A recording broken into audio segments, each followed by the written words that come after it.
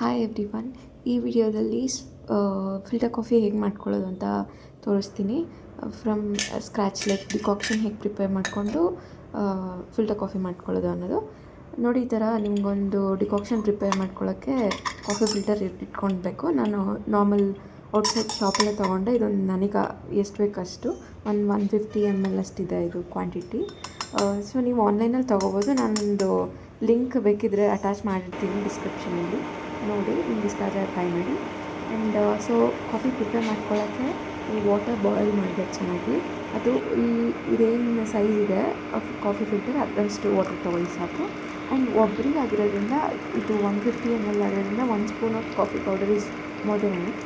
ನೀವೇನಾದರೂ ದೊಡ್ಡದು 400 ml coffee filter ತೊಗೊಂಡಿದ್ರೆ ಒಂದು 2-3 ಸ್ಪೂನ್ಸ್ ಹಾಕ್ಕೊಳ್ಳಿ. ನಿಮಗೆ ಕಾಫಿ ತುಂಬ ಸ್ಟ್ರಾಂಗ್ ಇರಬೇಕು ಅನಿಸಿದ್ರೆ ಜಾಸ್ತಿ ಪೌಡರ್, ಲೈಟಾಗಿದ್ದರೆ ಓಕೆ ಅಂದರೆ ಒಂದು 1.5 ಅಷ್ಟು ಪೌಡರ್ ಹಾಕಿ ವಾಟರ್ ಈ ಥರ ಕಾಯ್ದಿರೋ ವಾಟರ್ನ ಮೇಲೆ ಹಾಕಿದ್ರೆ ಒಂದು 10 to 20 ಮಿನಿಟ್ಸ್ ಬಿಟ್ಟ ಮೇಲೆ ಈ ಥರ ಬಾಟಮಲ್ಲಿ ಡಿಕಾಕ್ಷನ್ ಕಲೆಕ್ಟ್ ಆಗಿರುತ್ತೆ.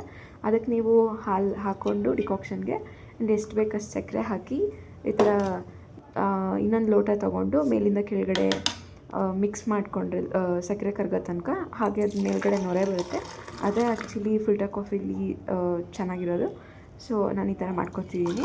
ನೀವು ಈ ಥರ ಟ್ರೈ ಮಾಡಿ, ಟೇಸ್ಟ್ ಚೆನ್ನಾಗಿದ್ದರೆ ಹೇಳಿ. ಆ್ಯಂಡ್ ಫಿಲ್ಟರ್ ಕಾಫಿ ಪೌಡರ್ ನನಗೆ ನಮ್ಮ ಮನೆಯಲ್ಲೇ ಮಾಡಿಸ್ಕೊಳ್ತೀವಿ ನಾವು, ಕಾಫಿ ಬೆಳೆಯೋದ್ರಿಂದ ಒಣಗಿಸ್ಕೊಂಡು. ನಿಮಗೂ ಔಟ್ಸೈಡ್ ಬೇಕು ಅಂದರೆ ಕೆಲವೊಂದು ಶಾಪ್ಸಲ್ಲಿ ಈವನ್ ಆನ್ಲೈನಲ್ಲಿ ಎಲ್ಲ ಅವೈಲೇಬಲ್ ಇದೆ, ಆರ್ಡರ್ ಮಾಡ್ಕೊಂಡು ತರಿಸ್ಕೋಬೋದು. ಈ ಥರ ಟ್ರೈ ಮಾಡಿ ನೋಡಿ. ಇಷ್ಟ ಆಯಿತು ಅಂದರೆ ಕಮೆಂಟ್ ಮಾಡಿ, ಲೈಕ್ ಮಾಡಿ. ನೀವು ಯಾವ ಥರ ಕಾಫಿ ಪ್ರಿಪೇರ್ ಮಾಡ್ಕೋತೀರಾ ಅಂತ ಕಮೆಂಟ್ ಮಾಡಿ. I hope you like this video. Please like, share and subscribe.